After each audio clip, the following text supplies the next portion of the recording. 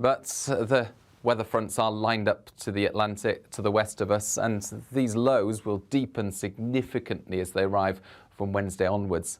Meanwhile, ahead of these, the weather front across northern and western parts of the country as we start off Tuesday will bring some damp or wet weather in places. It does ease away, it pushes through during the morning, perhaps lingering across southern counties of England for a time into the early afternoon. Brighter skies follow, a brisk wind, again gales in exposed northern and western parts of Scotland, and hill snow above around 200 metres in any showers that follow for Scotland and northern England. But some clearer and drier weather for the second half of Tuesday for the southern half of the UK.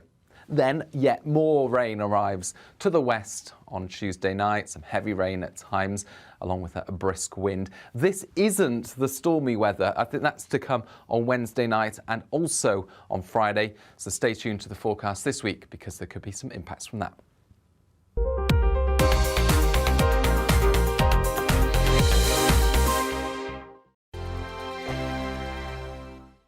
GB News is the UK's home of discussion and debate from all perspectives. To stay up to date on the latest stories, make sure that you subscribe to the GB News channel right here on YouTube. You can watch us live 24/7 across the whole world. You can also check out exclusive content and catch up on previous episodes of your favourite shows. Every day, we ask the questions that you'd ask, so why not add your voice to the conversation in the comments section? Don't forget to subscribe. We are GB News, Britain's news channel.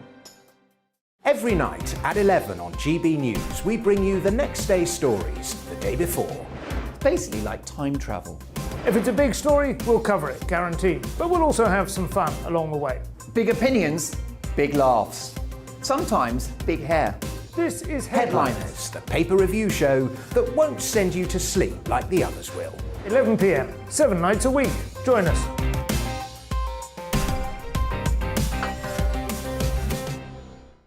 Hello there, I'm Eamon Holmes. And I'm Isabel Webster.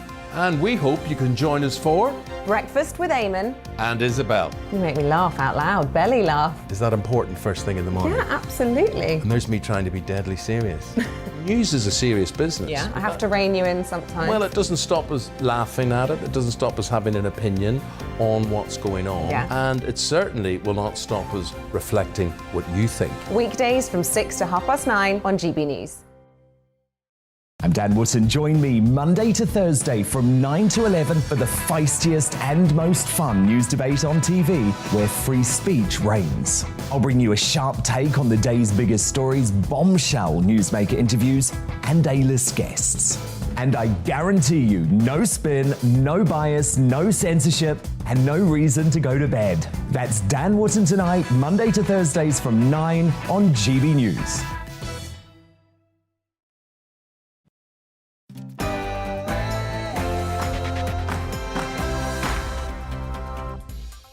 Hello and welcome to We Need to Talk About on GB News with me, Alex Phillips, where we get stuck into the issues that we really should be looking at in depth. Nothing is off the table and no one will be cancelled for saying what they think. Keeping me company today is Dr. Alan Mendoza, Director of Anglo-American Foreign Policy think tank, the Henry Jackson Society. And here's what we've got coming up on the show.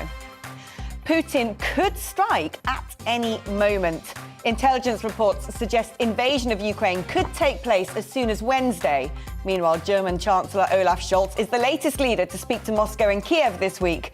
But others say Germany is potentially to blame for the crisis, including Ukraine's ambassador in Berlin. We'll analyse the situation. Freeports were sold as a big Brexit boost, but proposals to create two in Scotland faced fierce opposition. Hollywood has now agreed, but only if they adhere to strict net zero targets. So what are they, and can this work?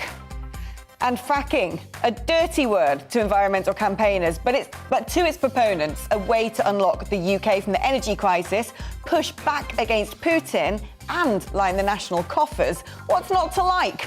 Well, according to one of Boris's besties, a lot. We'll find out more. That's what we're talking about for the next hour. But what do you need to talk about? Email me, gbviews@gbnews.uk, or tweet me at gbnews. But first, it's time for GB News headlines with Rosie.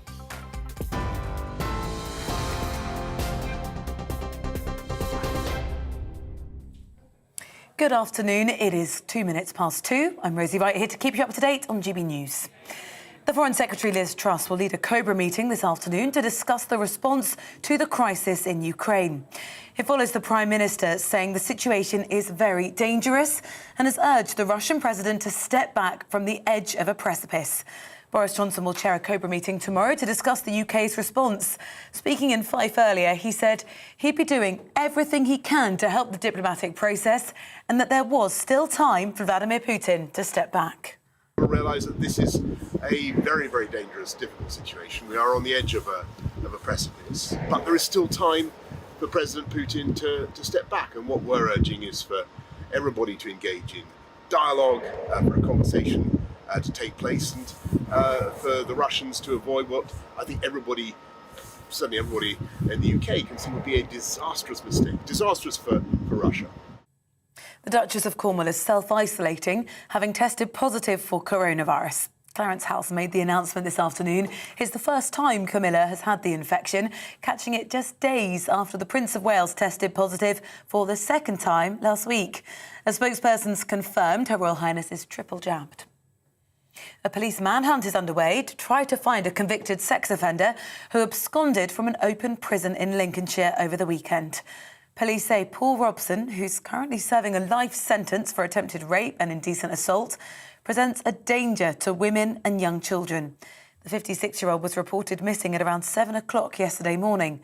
Lincolnshire Police are urging anyone with information or confirmed sightings to call 999.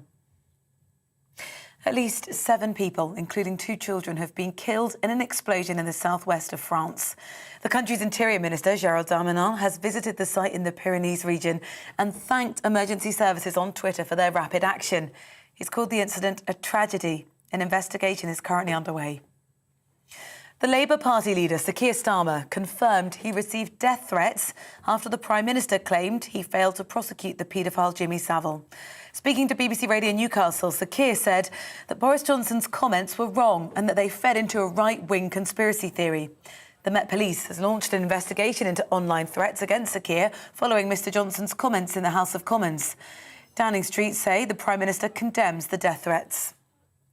A public inquiry into the wrongful conviction of sub-postmasters and mistresses of theft, fraud and false accounting will begin today. Over 700 former employees were impacted because of a flawed accounting computer system that post office branches used, called Horizon. The inquiry is going to look at whether the post office knew about the IT issues and its handling of them. A Russian figure skater who failed a drugs test at the Winter Olympics in Beijing has been allowed to continue competing at the event. 15-year-old Camila Vieira faced the prospect of becoming the youngest athlete to be banned for doping during the Olympic Games. But a court of arbitration says the teenager's case is an exceptional circumstance and no provisional suspension should be imposed. Unvaccinated teenagers can now travel to Spain as long as they have a negative PCR test. The country's reversed its policy demanding that UK visitors aged between 12 and 17 be double jabbed. The change coincides with the start of half-term, for which many begins today in the UK. Travel expert Simon Calder told GB News the timing is terrible. The tourism minister in Spain doesn't realise that actually most schools broke up on Friday for half-term, or an awful lot of them did, and therefore the fact that on Monday Spain says, oh yeah, we've just noticed that it's really difficult for 12-year-olds to get jabbed, so we'll let you take a test instead. If they said that 2 weeks ago, we wouldn't be where we are now, but as it is, many families have cancelled holidays altogether or gone to alternative destinations. A new cervical screening campaign is urging anyone eligible in England between the ages of 25 and 64 to go for an appointment. Data shows 1 in 3 don't take up the offer of being tested. Research suggests that embarrassment is the most common reason to miss one. The new campaign's aiming to raise awareness. Screening's estimated to prevent 70% of cervical cancer deaths. That number could be as high as 83% if everyone actually attended their appointment. New restrictions in Scotland that could ban households from setting off most fireworks in their garden are being discussed today. The proposed measures would enable councils to create control zones that would ban most types of fireworks in certain areas, including back gardens and on private land.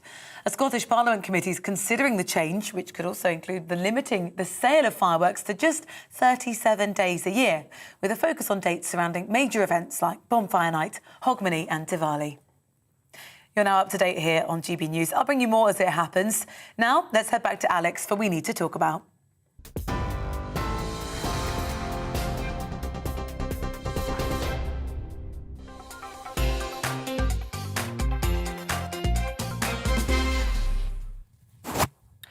If you were Putin, what would you do? That's what most of the world is trying to figure out. You've moved your pieces into position: troops, missiles, helicopters, tanks, even field hospitals and fuel. You're ready to invade. So you need to figure out how everyone would react. And that's what the Russian leader has been doing for months, on the record. A conveyor belt of Western leaders, all spouting assurances and veiled threats through press conferences and tweets. And it's actually better than you expected. Germany needs your gas, refuses to tool up Kiev, and has allegedly been supplying you materials to make weapons despite EU sanctions, while European banks, owed billions by Russian firms, fear the kickback of any more. A post-pandemic inflation crisis is perfect when you also control the cost of energy. Britain is sending weapons to Ukraine, yes, and America has flown in bombers, but NATO's hands are tied. Plus, China's got your back. All in all, the cost of rolling tanks across the border might actually be proportionately fairly small, while history tells you that when your target lacks robust support, it could possibly be done with little blood spilled. So, if you were Vladimir Putin, what would you do? Well, let's talk now to Alan Mendoza, Executive Director of the Foreign Affairs think tank, the Henry Jackson Society.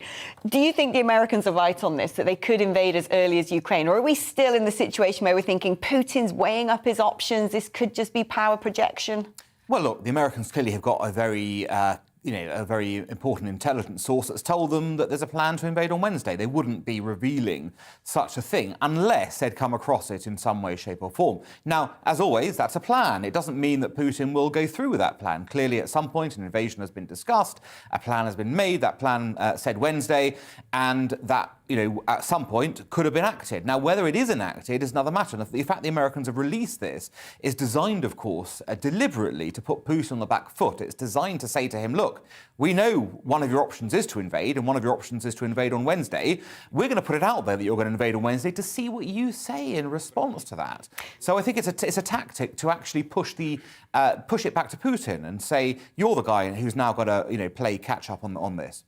But is it not the case that Putin has figured out what the West's response would be? I mean, for instance, we've had the ambassador to Sweden, the Russian ambassador to Sweden, really poo-pooing the threat of sanctions. We know that actually the ECB has said sanctions would have a major kickback on European banks. Italy and France are massively exposed to Russian debt, $25 billion each outstanding. So he's not worried about this threat of sanctions, particularly, it seems, especially when he's got the trump card of gas prices. I mean, what is stopping him now? Well, no, I think although he wants to highlight the costs to us of sanctions, if you like, he's fully aware that sanctions are going to hurt him as well. Because if, for example, you throw the Russians out of the SWIFT international payment transaction system, how's he going to buy things internationally? He's going to have to go to some kind of barter system or some strange, kind of lifting of cash, huge bundles of cash arriving in various places. He's going to have to go around maybe through the Chinese. There's going to be all kinds of annoyances which are going to disrupt his economy. And every time you disrupt his economy, that's going to hit his, bottom line as well. So it's certainly not that he's got the leverage on sanctions. He's just pointing out our weak points, but we've pointed out his. But I mean, talking about the SWIFT system, that has been called into question and was reportedly off the table, especially according to Germany, due to the billions of dollars of outstanding debt in European countries with liabilities, saying, well, we can't afford that debt to be written off, and if Russia can't send us the money to repay it, we're going to be in trouble. And then you've got this intervention of the Ukrainian ambassador to Germany saying, Germany's actually broken EU sanctions since 2020, since they annexed Crimea, by continuing to export millions of euros, or 366 million worth of products that could be dual use, could be used for Russia to make weapons. I mean, it seems to me at this point he's laughing at us. Well, I think certainly the German, kind of case throughout has been, let's try and keep as much business flowing. I mean, this is evident from examples like that, but also the sort of the unwillingness to really countenance the tough sanctions that are needed to send a clear message to Putin. And this takes us back to the beginning of your point, though, which is, what's Putin really been after this whole time? Is it the case that he does actually want to invade Ukraine? Or is it that he might have another objective? Maybe his objective is just to make us fall out among ourselves, to show how divided we are, and to then go back home to Moscow, having not raised anything in anger and gone, look at these clowns over there. I can, without even doing anything, all I have to do is march my troops to the border and they fall apart. Now, that could be an objective as well. I mean, you've got reports say Boris Johnson coming out and saying Nord Stream 2, the gas pipeline that Russia is desperate to build to Germany to supply the continent's gas, bypassing, of course, Ukraine so they don't take their cut. Boris has said we've got to get Nord Stream 2 out of the bloodstream. Biden has said much the same. You've now got the German Chancellor in Kiev. One imagines they might be saying the same thing. But how easy is it going to be for Germany during an inflation crisis following the pandemic, a gas prices that Putin's controlling? I think they're about 36% reliant on Russian gas, around that figure. I just feel like Putin's bamboozled us all. And my worry now is he's going to be able to cross the border into the Ukraine and no one's going to really do anything. Well, the latter point is key. I mean, were he to cross the border, and of course it would depend on how he crossed the border. There's another sort of imponderable view. Well, what if he sends just a few troops over the border? Do we then slap on massive sanctions? Do we do minor sanctions? Do we do nothing? All these are questions that are being gamed out in Kiev, gamed out in Western capitals, looking at what point do we kind of impose things in response. But you're right. Basically, our credibility is on the line here. The Nord Stream 2 pipeline should never have got to this stage. It was pointed out all the way through its building that this would give Putin even more power, not less power, in terms of referencing Europe's gas supplies. And yet the Germans went on with it and pressed ahead regardless, thinking somehow they would be immune to this whole process. Well, now they've turned out, and the end result is either they have to close this pipeline down when it's about to be opened. I mean, talk about a ridiculous state of affairs. Or they're going to have to break unity and say, actually, we are more interested in the cash, basically, and in the energy supply than we are in European or global unity in this regard, or Western unity. And so he has put people into a very difficult situation, and the cracks are clearly showing. Yeah, well, on Friday, the Foreign Office advised all Brits to get out of Ukraine, essentially, fearing, of course, this imminent invasion that could happen, according to American intelligence, as soon as Wednesday. Well, joining me now is Ken Stewart, who's a British expat still in Ukraine. Ken, have you not felt motivated to try and get out? Sure, the motivation's there. Hi, by the way. We just had a newborn son who was born last Monday. And his name's Douglas. And he doesn't have a birth certificate yet. So that means he can't leave the country. And we're certainly not going to leave without him. So we don't have any choice but to stay here at the moment. I keep getting emails from the UK government telling me to get out, but they don't offer many other options. And we've got to stay. We're going to try and get a birth certificate tomorrow. And hopefully I'm going to be able to apply for a British passport for Douglas, because Ukrainian citizenship takes about 3 months to process. So he's going to be a bit of a non-person unless we quickly get him registered and quickly get him some way of travel. So we're not really left with much choice at the moment, but examining all the avenues. And do you know a lot of British expats who have fled the country? There's still a small cohort of you there who think, well, we're used to menaces from Russia and hopefully it's all power projection and things won't erupt into a bloody conflict. Yeah, I mean, you can hope for these things and quite possibly that it will fizzle out to some extent. But, those tanks that you're showing, these vehicles, they're really there. They're 50 miles from where I am now, and they could come any time. We just don't know. I think that Putin is prepared to take risks for Ukraine. He's pretty much obsessed with Ukraine. It's a bit like an ex-boyfriend stalking his ex, He wants Ukraine back, and he'll take risks that most other countries would find unfathomable. And people here know that. Whether they're expats or Ukrainians, everybody here understands that he wants this country either to be in his orbit or to fail to the point where he can, subjugate this country at some point in the future. But he is desperately afraid, from all accounts, of Ukraine being free and democratic and sovereign. Now, you would have seen, as we all have, this procession of European leaders coming to Kiev, going to Moscow, either giving Putin veiled threats or perhaps being more conciliatory in tone like Macron. Now you've got Olaf Scholz, the German Chancellor, trying his hand to de-escalate things. But is your fear that, given Ukraine isn't in NATO and given the power that Putin seems to have economically over Europe and in terms of the energy crisis as well, there's a big risk here that Ukraine could almost choose to capitulate? We heard a Ukrainian ambassador saying, well, we might take off the table joining NATO. We'll do anything to stop this invasion. Is your fear that Ukraine, as a result of bad foreign policy, let's say, over the last 20 or so years, is in a very weak position? I don't believe that would happen for a second. And in fact, I think he walked back those comments. No, there's absolutely no chance they'll capitulate. The people of this country wouldn't allow that, for a start. The kind of insurrection you have not seen in Europe before, not even during World War II, I imagine. I've seen these people in action, Ukrainians, during the Revolution of Dignity in 2014. I saw groups of people go against armoured cars, armed with nothing more than fireworks and Molotov cocktails, and they defeated them. This is a tough bunch of people here. It's not going to be a walk in the park. If Russia thinks they're going to come rolling in and it's all going to be easy and the government will capitulate, they're going to be in for an extremely rude awakening, because the mood here is absolutely not capitulation, believe me. Ken, thank you so much for joining us on this programme. We all hope that you remain safe and that you can get to the birth certificate for Douglas, I think you said, your brand new baby, and that you can get to safety as soon as possible. I hope if anyone's listening to this with any sort of common sense or power in order to help Ken, get on it straight away. That's Ken Stewart, who's a British expat still in Ukraine. I want to know what your views are. Are we taking the right course of action over Russia and the Ukraine? Should we just stay out of it? Email me, gbviews@gbnews.uk, or you can tweet us at gbnews. You're with GB News on TV and radio. After the break, a Freeports deal is struck between the UK and Scottish governments.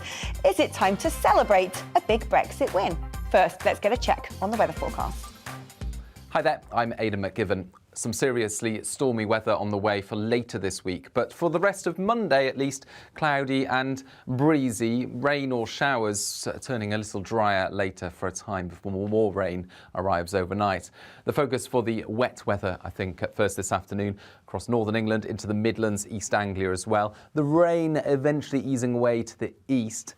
Further showers follow for Wales, the southwest, parts of Scotland, Northern Ireland as well. Some heavy downpours, some hill snow for Scotland, and a brisk breeze. I think temperatures at around 6 to 9 Celsius in the north, perhaps a 10 Celsius in places in the south. Clearing skies then for a time on Monday evening, and a touch of frost possible in places before the next bout of cloud and wind and rain arrives from the west by the end of the night.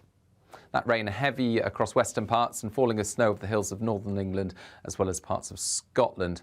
But the weather fronts are lined up to the Atlantic to the west of us, and these lows will deepen significantly as they arrive from Wednesday onwards. Meanwhile, ahead of these, the weather front across northern and western parts of the country as we start off Tuesday will bring some damp or wet weather in places. It does ease away, it pushes through during the morning, perhaps lingering across southern counties of England for a time into the early afternoon. Brighter skies follow, a brisk wind, again gales in exposed northern and western parts of Scotland, and hill snow above around 200 metres in any showers that follow for Scotland and northern England. But some clearer and drier weather for the second half of Tuesday for the southern half of the UK. Then yet more rain arrives to the west on Tuesday night, some heavy rain at times, along with a brisk wind. This isn't the stormy weather. I think that's to come on Wednesday night and also on Friday. So stay tuned to the forecast this week because there could be some impacts from that.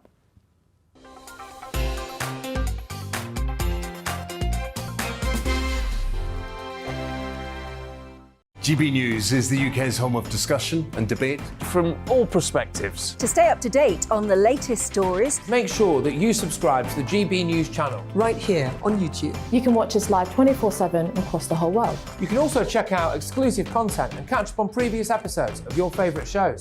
Every day, we ask the questions that you'd ask, so why not add your voice to the conversation in the comments section? Don't forget to subscribe. We are GB News, Britain's news channel.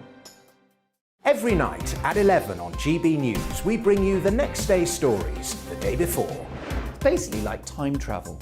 If it's a big story, we'll cover it, guaranteed. But we'll also have some fun along the way. Big opinions, big laughs. Sometimes big hair. This is Headliners, the paper review show that won't send you to sleep like the others will. 11 p.m, 7 nights a week. Join us.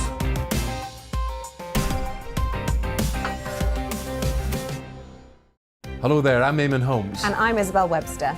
And we hope you can join us for Breakfast with Eamon. And Isabel. You make me laugh out loud, belly laugh. Is that important first thing in the morning? Yeah, absolutely. And there's me trying to be deadly serious. News is a serious business. Yeah, I have to rein you in sometimes. Well, it doesn't stop us laughing at it. It doesn't stop us having an opinion on what's going on. Yeah. And it certainly will not stop us reflecting what you think. Weekdays from 6 to 9:30 on GB News. I'm Dan Wootton. Join me Monday to Thursday from 9 to 11 for the feistiest and most fun news debate on TV, where free speech reigns. I'll bring you a sharp take on the day's biggest stories, bombshell newsmaker interviews, and A-list guests. And I guarantee you, no spin, no bias, no censorship, and no reason to go to bed. That's Dan Wootton tonight, Monday to Thursdays from 9 on GB News.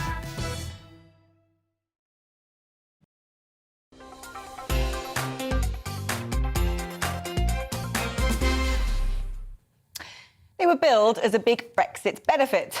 With newfound freedoms over tax concessions, financial incentives and deregulation, now we're rid of Brussels red tape, the government's project to create 8 new free ports is designed to boost trade and investment and make hotbeds of innovation.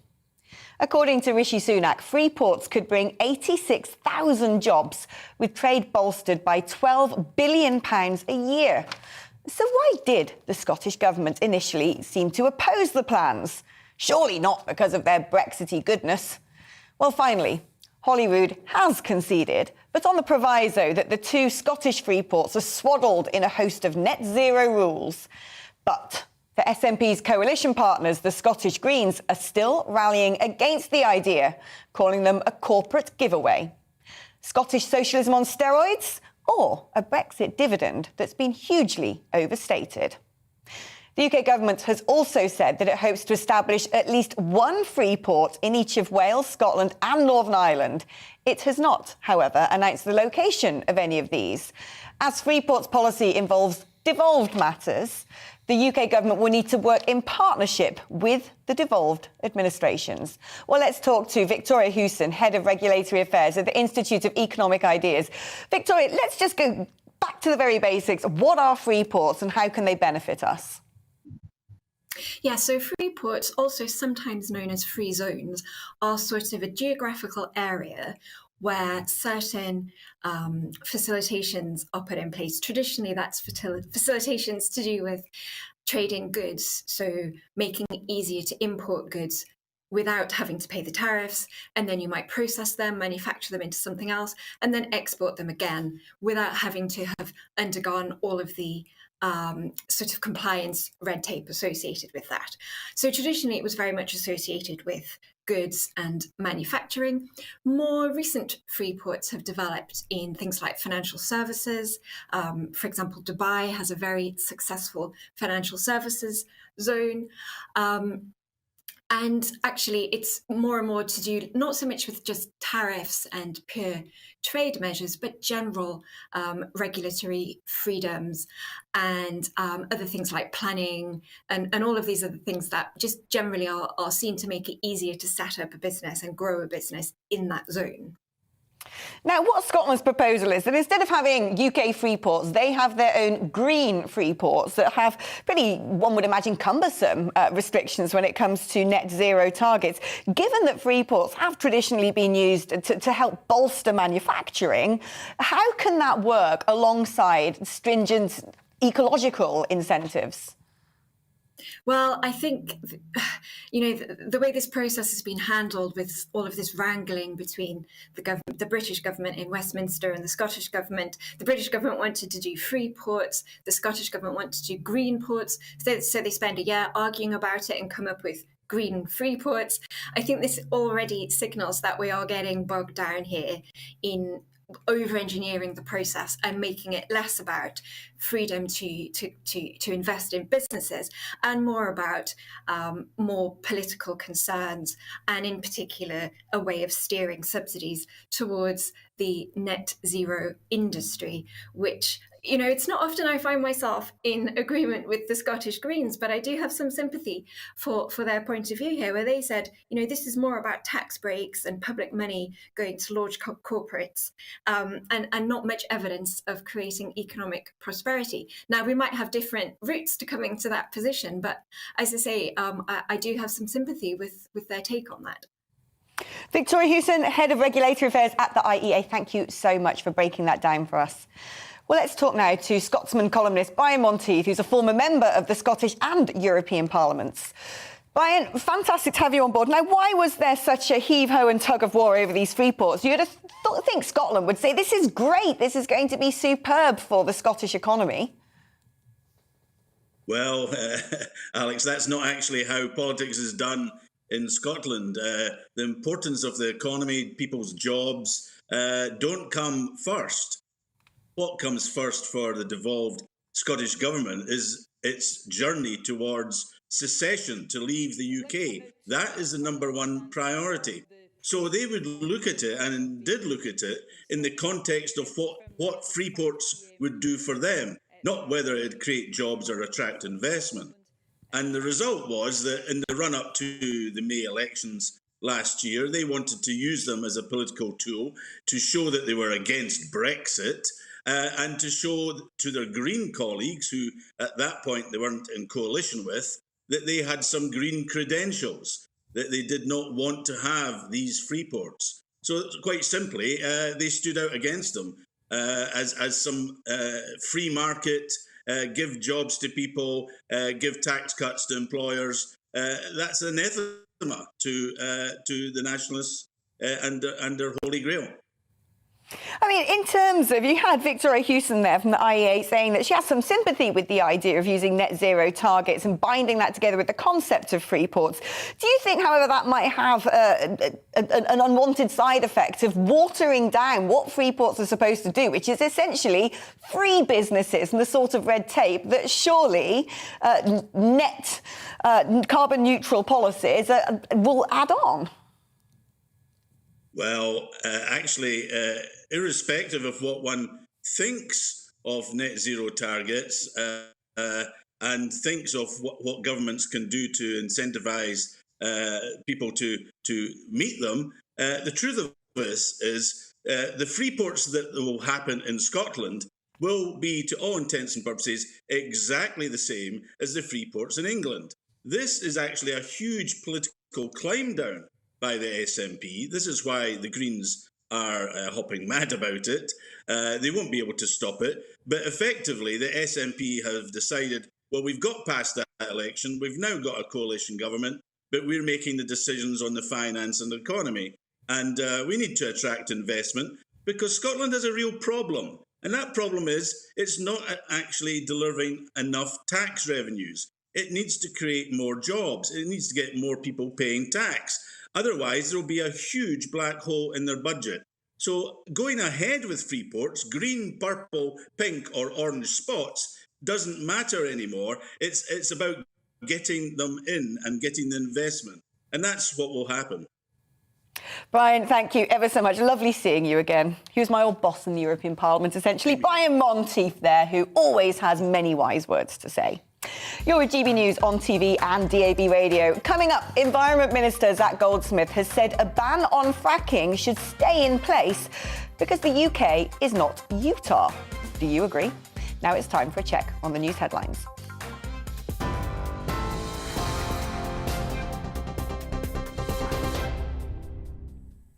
Good afternoon, it is 2:32. I'm Rosie Wright, here to keep you up to date on GB News. The Prime Minister has said serious preparations are being made for a Russian invasion, with around 130,000 troops amassed on the borders of Ukraine. It says the Foreign Secretary Liz Truss will lead a Cobra meeting this afternoon to discuss the UK's response to the crisis. The Duchess of Cornwall is self-isolating after testing positive for coronavirus.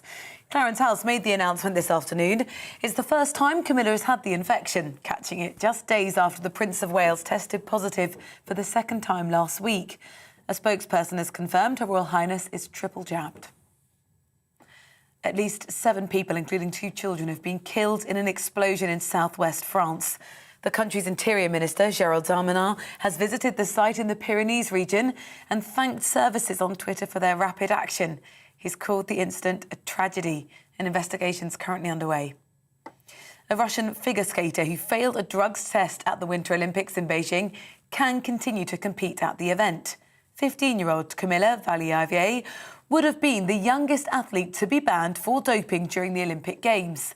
But a court of arbitration says the teenager's case is an exceptional circumstance and no provisional suspension should be imposed.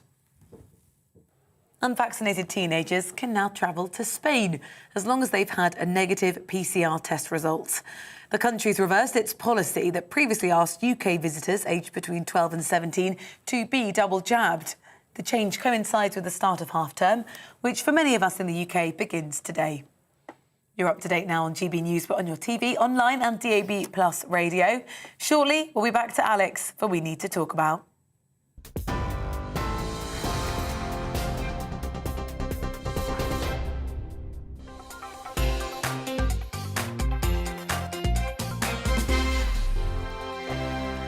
GB News is the UK's home of discussion and debate from all perspectives. To stay up to date on the latest stories, make sure that you subscribe to the GB News channel right here on YouTube. You can watch us live 24/7 across the whole world. You can also check out exclusive content and catch up on previous episodes of your favourite shows. Every day, we ask the questions that you'd ask, so why not add your voice to the conversation in the comments section? Don't forget to subscribe. We are GB News, Britain's news channel.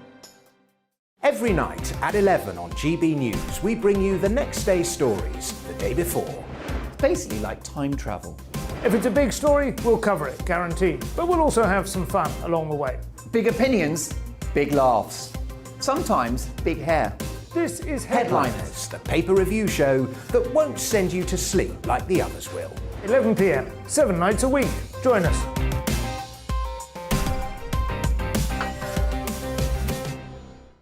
Hello there, I'm Eamon Holmes. And I'm Isabel Webster.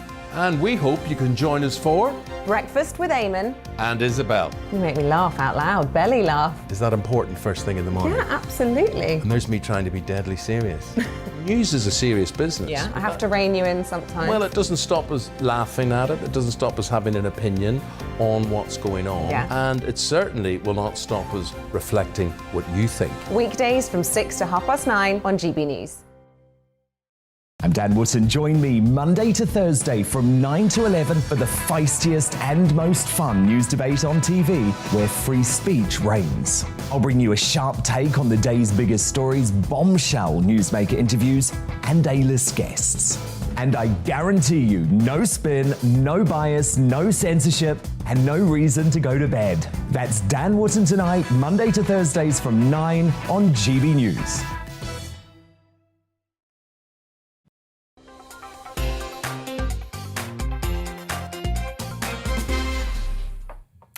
Welcome back. Now, you'd think as European leaders watch Brexit Britain strike out on the world stage, talking tough against Russia, urging German Chancellor Olaf Scholz to even ask the UK to head up a new continental security organisation on major foreign policy, that Boris Johnson's allies would do all they could to boost the Prime Minister's leverage. The energy crisis hitting Europe as a result of dependence on Russian gas has painfully exposed decades of naive policy. But no. One of Boris's besties, Lord Goldsmith, has spoken out against fracking. The UK is sitting on what many see as a mega geopolitical prize: shale gas. Proponents argue that we could become energy self-sufficient, freeing ourselves from Putin's power play and maybe even an energy exporter, cashing in big time by actually helping our allies across the Channel. What's not to like? Well, according to Zach Goldsmith, a well-known Green campaigner who has handed the job of International Environment Minister despite losing his Commons seat a lot. His argument? We aren't Utah and Brits don't want it. Well, let's talk to campaigner Lorraine Allenson, who supports fracking. Lorraine, you can probably tell by my introduction there that I've been a proponent of fracking for quite a while now, actually seeing quite clearly, reading the political tea leaves and seeing that it puts us in a very weak geopolitical position.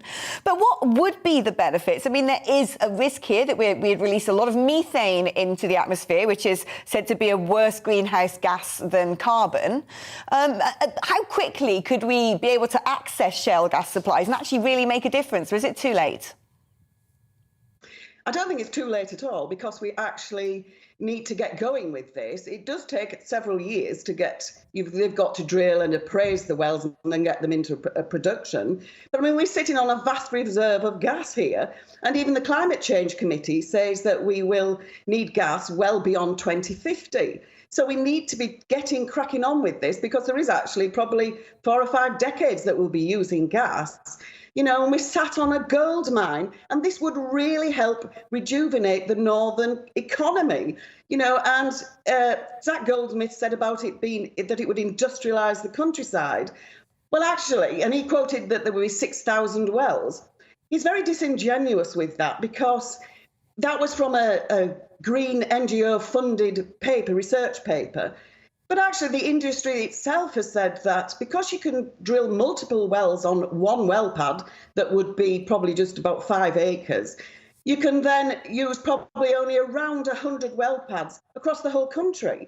So it's not going to industrialise the countryside. Besides, I live in the Vale of Pickering, which is a gas field, actually. There's 9 well sites, and there is actually an X now gas generating station.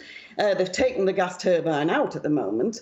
And I know that you can't see the well sites, you can't hear them, they're hidden by trees. Now, Zach Goldsmith promotes solar, and there's literally thousands and thousands and thousands of acres proposed to be made over to solar. And I can tell you this much, that rural communities will fight that far more than they will, you know, a well pad. You've got to remember that the anti-fracking movement was extremely well funded, and it was full of emotive arguments and superstition. We had Vivienne Westwood carrying a blood-splattered baby doll as if that was what was going to happen, and it was utter nonsense. You know, if things like that had happened in the United States, then there would be such a lot of litigation, wouldn't there?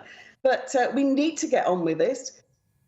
I've seen a quote somewhere that if we don't, that by 2050, we will import £1 trillion worth of gas.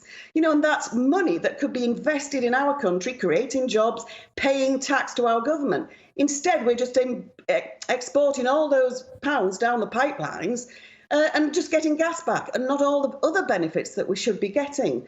But, I mean, Lorraine, people would argue with you and say, you know, maybe, just maybe, if you're right on this and we could have fracked, the time would have been a decade ago. But now we've signed up to COP26. In fact, we're leading the world on this when it comes to combating climate change. And fracking would bring with it a huge amount of methane released into the atmosphere, the risk potentially of earthquakes, of poisoning of the water table, of even without those things, heavy trucks moving in and out of sites.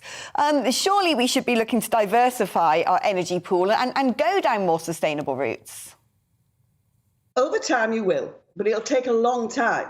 And we need to put a lot of research and investment into finding other means, because solar really is not, you know, can you imagine? We live in one of the darkest countries of the world. It's not going to create enough power for us in this country by any means. And if we don't do this gas, I mean, even Zach Goldsmith admits that we're going to need gas and that it is a bridge fuel to renewables. And if we don't do it ourselves, then he's not an environmentalist, is he? Because he's forcing us to import. And that's much higher emissions. You know, it's either coming down the pipelines from Norway, some from Russia. And I know people say, oh, we only get a few % from Russia. But Russia feeds into the European network of pipelines for gas.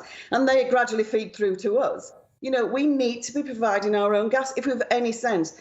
What about all these people that are living in an energy crisis? You know, and it's a cost of living crisis. Can you imagine if you're on just a basic pension or you're living on, you know, social security support? I can't think what you call it now.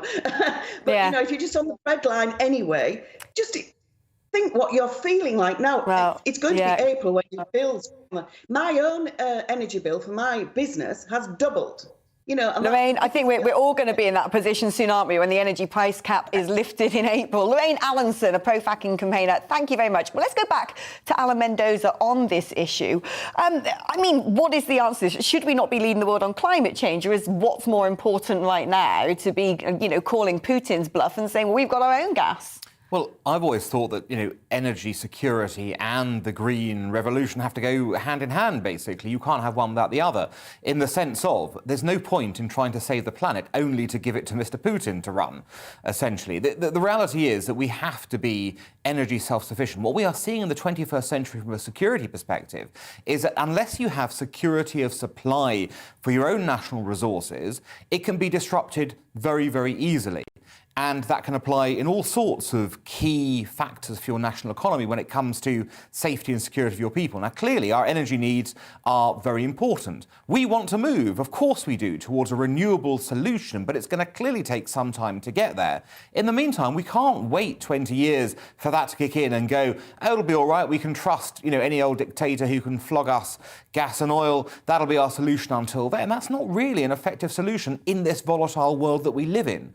So I would like to see politicians taking a much, much more nuanced view on security, going, of course we want to sign up and lead on green issues. We have to do that. But we also have a duty and responsibility to the people of this country that we're going to keep them safe and secure and not at the whim of, you know, of a market that can be dictated by authoritarians. And that, I'm afraid, is what's the reality right now in the oil and gas market.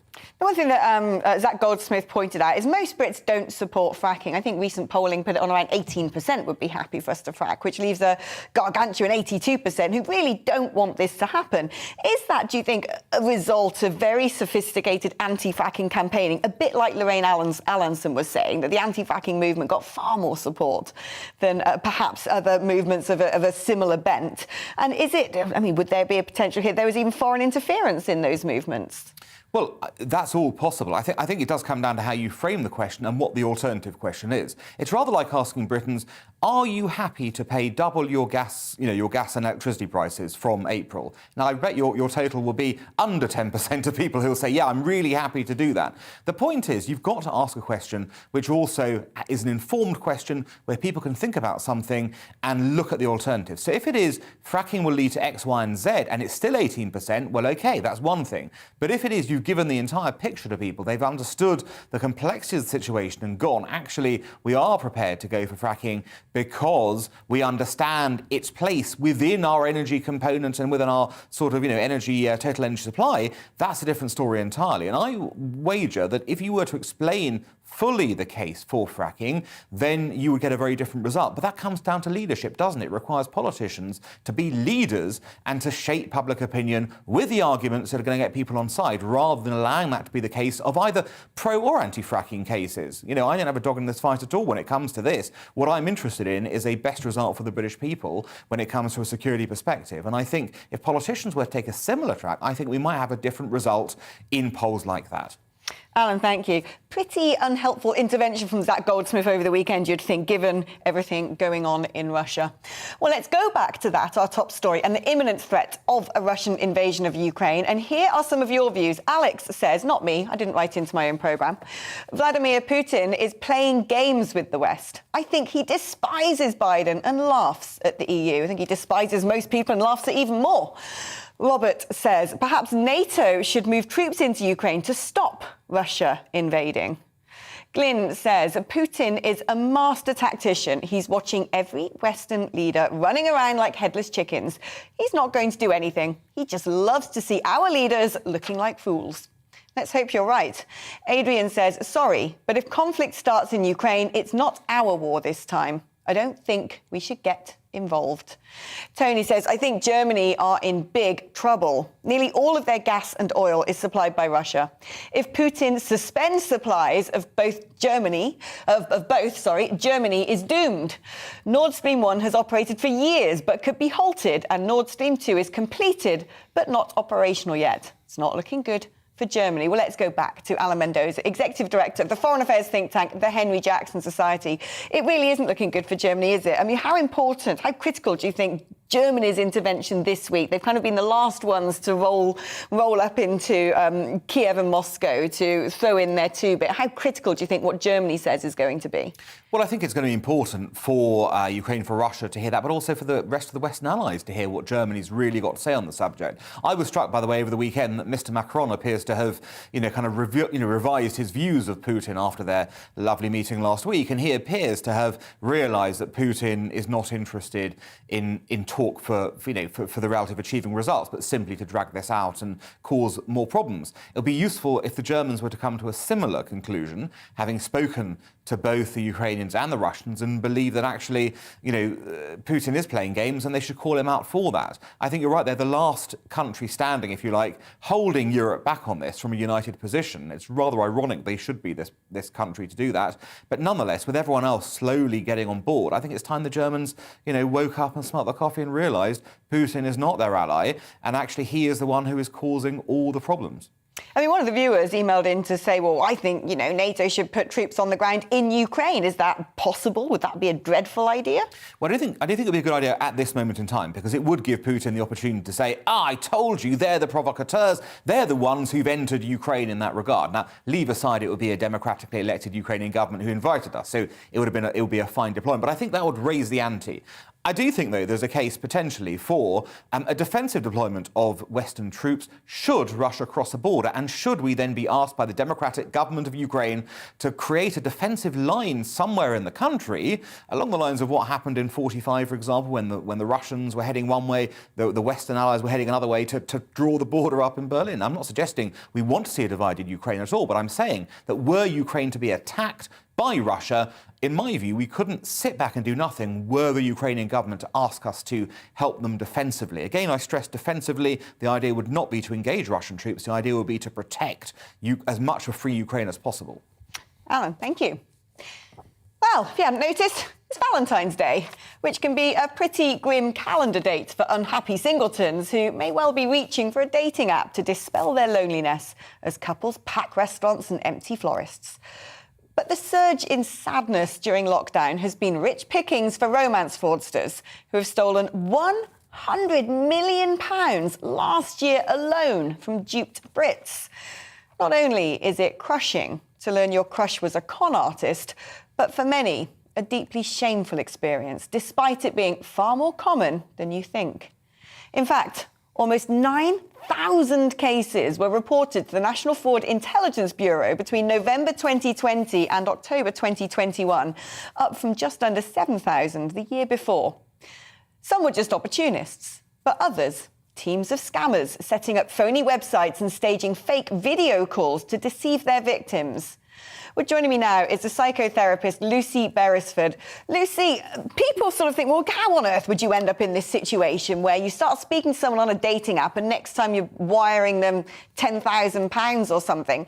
But it really is very commonplace and very easy to fall into that trap, isn't it? Yes, sadly, technology, which can be so beneficial in so many ways, has actually created some really dangerous red flags when it comes to relationships and when it comes particularly to online dating. And I think part of that problem is to do with the lack of corroboration around the person that you're perhaps communicating with. And what I mean by that is, if you see somebody in a context, if you meet them face to face, if you maybe get introduced to some of their friends, you start to build up a picture of who this person really is. Whereas if you only communicate online, you're really left with your own imagination. We project a lot of our own hopes onto the other person, and we can almost convince ourselves that they are what they say they are, and what they actually have been clued up to say to us, so that we hear the things that they say and it chimes in with the things that we want to hear. I always remember my father saying to me once, if you're interested in a boy, find out who his friends are, see what he's like with his mates, see how he interacts with his family. And we lose sight of that if we're in an online relationship exclusively. And of course, when lockdown struck and the pandemic really took hold, a lot of people ended up having a lot of virtual dates without ever meeting someone in real life at all. And that's a real red flag. Yeah, when we talk about stuff like romance fraud, very often we use the word vulnerable when it comes to victims and people who might have been lonely. Loneliness has been the sort of leading word in the headlines on this story today. Do you think it's wrong that we're doing that? Because it almost shames people into thinking that, you know, there's something wrong with them that they got duped, when actually, frankly, it really could happen to anybody. Yes, and we are talking about very cunning either individuals or teams of individuals. But what they are doing is they are often playing on people who are perhaps vulnerable, who are lonely, who are really longing to make some kind of connection. And as with any very charming people, they know how to reflect back to you the things that you want to hear. And if you are in a situation of feeling isolated, perhaps you don't have friends that you can talk to about what's going on, you can really start to convince yourself that this relationship is real, that it's credible, that you're both like-minded souls, when in fact it's actually just somebody mirroring back to you everything that you want to hear. And if you haven't, as I say, got that corroborative group of people around you who can shine some light on whether something sounds a bit off or if it sounds a little bit dubious, a bit suspect. If you're doing all of that in isolation, if you're only running this through in your head, no wonder it's hard to actually see something for what it really is. Lucy Beresford, who's a psychotherapist, thank you ever so much for talking about that and raising some red flags that perhaps people ought to be looking out for. And if you have been a victim of romance fraud, believe me, there's nothing to be ashamed of. It does happen to the best of us. That's about it for now. Thank you to my wonderful guest, Dr. Alan Mendoza, and his brilliant insight into geopolitics. As ever, we love having him on the show. You can join me again tomorrow for We Need to Talk About on GB News at the same time from 2 o'clock. Coming up next, of course, it's The Briefing with Darren McCaffrey. But first, it's the weather forecast. Let's hope it's getting a bit better. Bye-bye. Hi there, I'm Aidan McGiven. Some seriously stormy weather on the way for later this week, but for the rest of Monday at least, cloudy and breezy, rain or showers turning a little drier later for a time before more rain arrives overnight. The focus for the wet weather, I think, at first this afternoon across northern England into the Midlands, East Anglia as well. The rain eventually easing away to the east. Further showers follow for Wales, the southwest, parts of Scotland, Northern Ireland as well. Some heavy downpours, some hill snow for Scotland and a brisk breeze. I think